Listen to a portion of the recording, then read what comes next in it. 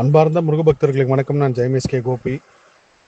தேடை meditation வைகாசி மாத பௌர்ணமி கிட்டத்தட்ட ரொம்ப நாள் கழித்து இன்றைக்கி சென்னையில் தியானம் பண்ணேன்.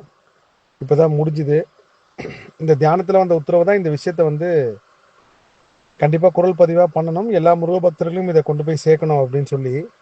முருகர் அற்புதம் அதிசயம் எத்தனையோ நடந்திருக்கு. இன்றைக்கி நடந்த அற்புதம் அதிசயத்தை நிச்சயமாக சொல்லணும். அது எப்படின்னா, அந்த முருகபக்தியோட பக்தி நம்பிக்கை எவ்வளோ தூரம் இருந்துச்சுன்னா அவங்க நினச்சது நடந்திருக்கும் அப்படின்ட்டு தான். இல்லை, நானே மெய் செலுத்து போன விஷயம். நேற்று ஒருத்தங்க எனக்கு ஃபோன் பண்ணாங்க, கோயம்புத்தூர்லேருந்து முருகபக்தர். அவங்க வந்து ஒரு பெரிய அளவுக்கு ஒரு இடம் சம்மந்தப்பட்ட கேஸ் வந்து சென்னையில் ஹைகோர்ட்டில் வருது. கேஸ் வந்து இவங்களுக்கு சாதகமாக வரல, தீர்ப்பு இவங்களுக்கு சாதகமாக வரலன்னா இவங்களோட பரம்பரையே இவங்களோட வம்சமே வந்து ரொம்ப நொடிஞ்சு போகிற அளவுக்கு வந்து சூழ்நிலை வரும் அப்படின்னு சொல்லி என்கிட்ட சொன்னாங்க. நான் சொன்னேன், அம்மா இந்த கேஸில் நியாயம்னு உங்களுக்கு பக்கம் இருந்துச்சுன்னா கண்டிப்பாக இயற்கை வந்து ஏதோ ஒரு வகையில் காட்டும், அப்படி வரலனாலும் அதை ஏற்றுக்க தயாராக இருங்க அப்படின்னு சொல்லி நான் சொல்லிட்டு விட்டதுக்கப்புறம் திரும்ப சென்னை அவங்க காலையில் வந்ததுக்கப்புறம் கோர்ட்டுக்கு போகிறதுக்கு முன்னாடி எனக்கு ஒன்றே ஒன்று மட்டும் தான் சார் வேணும்.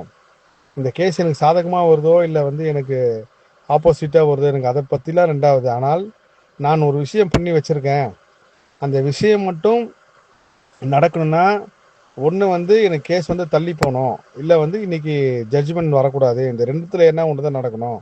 இன்றைக்கி ஜட்ஜ்மெண்ட் வரலனாலே எனக்கு வந்து சாதகமான ஒரு விஷயம் நடக்கும், எங்கள் பக்கம் நியாயம் இருக்குது எல்லாமே அப்படின்னு சொல்லிட்டு சொன்னாங்க. அப்போ நான் சொல்லி இது வரைக்கும் முருகர் மந்திரம் இதுக்கு முன்னாடி யாராவது நீங்கள் படிச்சிருக்கீங்களா அப்படின்னு சொல்லி கேட்டப்போ எனக்கு எதுலாம் தெரியாதுங்க சார், வெறும் பேட்டி மட்டும் தான் பார்த்துருக்கேன், எனக்கு முருகான் மட்டும்தான் சொல்ல தெரியும் அப்படின்னாங்க. அப்புறம் தமிழ் படிக்க தெரியுமான்னு கேட்டால் தமிழ் படிக்க தெரியும்னாங்க. ஏன்னா இந்த மாதிரி ஒரு சம்பவம் என் வாழ்க்கையில் வந்திருக்கு. அப்போது என்ன அந்த சூழ்நிலையிலேருந்து காப்பாற்றினது வந்து இந்த இந்த முருகரோட பாடல் தான். நான் சொன்னேன், இந்த மாதிரி கந்தர் அலங்காரத்தில் நாளேன் செய்யும் இணைதான் என் செய்யும் என்னை நாடி வந்த கோளின் செய்யும் கொடும் கூற்றின் செய்யும் குமரேசர் இருதாலும் சிலம்பும் சதங்கையும் தண்டையும் சண்முகமும் தோளும் கடம்பும் எனக்கு முன்னே வந்து தோன்றினேன். இந்த ஒரு பாடலை வந்து நான் சொல்கிறேன், அம்மா உண்மையிலேயே உங்கள் பக்கம் நியாயம் இருந்து இதில் வந்து யாருக்கும் பாதகம் கிடையாது, இந்த விஷயம் உங்களுக்கு சாதகமாக நடக்கணும், உங்கள் பக்கம் நியாயம் இருக்குது அப்படின்னா நிச்சயமாக இந்த பாடலை வந்து நீங்கள் கோர்ட்டுக்கு போனதுலேருந்து முடிகிற வரைக்கும் சொல்லிகிட்டே இருங்க. உங்களால் முடிஞ்ச வரைக்கும் சொல்லுங்கள், அப்படி இல்லை சொல்ல முடியல கேளுங்க, ஆனால் இதை சொல்லிகிட்டே இருங்க. எனக்கு இதில் ஒரு அற்புதம் நடந்துச்சு, என் பக்கம் இப்போ நியாயம் இருந்தனால நடந்துச்சு, இதை சொன்னனால நம்மளுக்கு அநியாயமாக பண்ணால் கூட நம்மளுக்கு சாதகமாக தீர்ப்பு வரணும் அப்படி கிடையாது. இந்த சூழ்நிலை உங்களை கண்டிப்பாக இதை வந்து நீங்கள் சொல்கிறீங்க நியாயமான விஷயம் உங்கள் பக்கம் இருக்குன்ட்டு உங்கள் மனசாட்சிக்கு மட்டும்தான் தெரியும், நீங்கள் வந்து இதை சொல்லுங்கள் அப்படின்னு சொல்லி சொன்னேன்.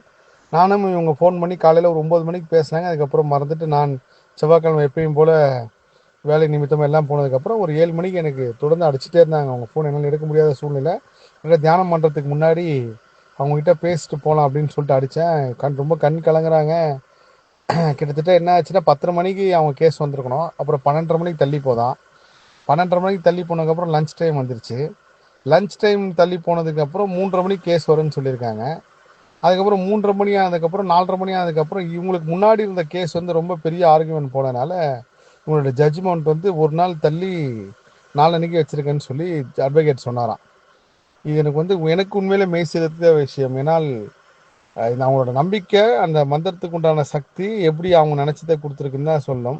இது படித்ததுனால அவங்க தள்ளி போச்சா, இல்லை தள்ளி போகிறதுனால இவங்க இதை படித்தாங்களா, இல்லை இதுக்கு இவங்க நடுவில் நான் ஒரு கருவியாக வந்து இதை சொன்னனா அப்படின்னு சொல்லி பல கோணங்களில் நீங்கள் யோசித்து பார்த்தாலும் அவங்களோட நம்பிக்கைக்கு அந்த ஒரு விஷயம் கிடச்சிருச்சு. அது வந்து அவ்வளோ சந்தோஷப்பட்டாங்க.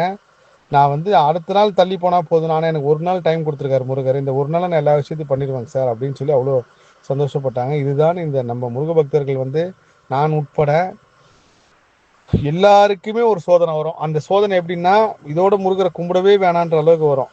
இவ்வளோ முருகரை பற்றி பேசினதுக்கப்புறம் கூட எனக்கும் வாழ்க்கையில் நிறைய சோதனைகள் வேதனைகள் எல்லாம் வந்துட்டே இருந்தாலும் ஒவ்வொரு கட்டத்திலையும் முருகர் வந்து வா நான் இருக்கேன், வா நான் இருக்கேன், நீ எங்கேயும் பயப்படாத, இதெல்லாம் உன் கர்ம அனுபவிச்சவன், இப்போ அனுபவிச்சாதான் அடுத்த பார்ட் வந்து லைஃப் நல்லாயிருக்கும் அப்படின்னு சொல்லி சொல்கிற மாதிரியே ஒரு விதத்தில் உணர்ந்துட்டே இருந்தேன். அதே மாதிரி நீங்களும் உணருங்க. இந்த முருகபக்தை சகோதரி வந்து உண்மையிலேயே வந்து பெரிய ஒரு ஆச்சரியமான ஒரு விஷயம். தியானம் முடிச்சோன்னே கண்டிப்பாக இந்த விஷயத்தை பதிவு பண்ணணும். அதனால தான் இவ்வளோ நேரத்தில் தாமதமான குரல் பதிவு. முருகரை நம்புங்க, இதுதான் எந்த சூழ்நிலையிலும் நம்புங்க.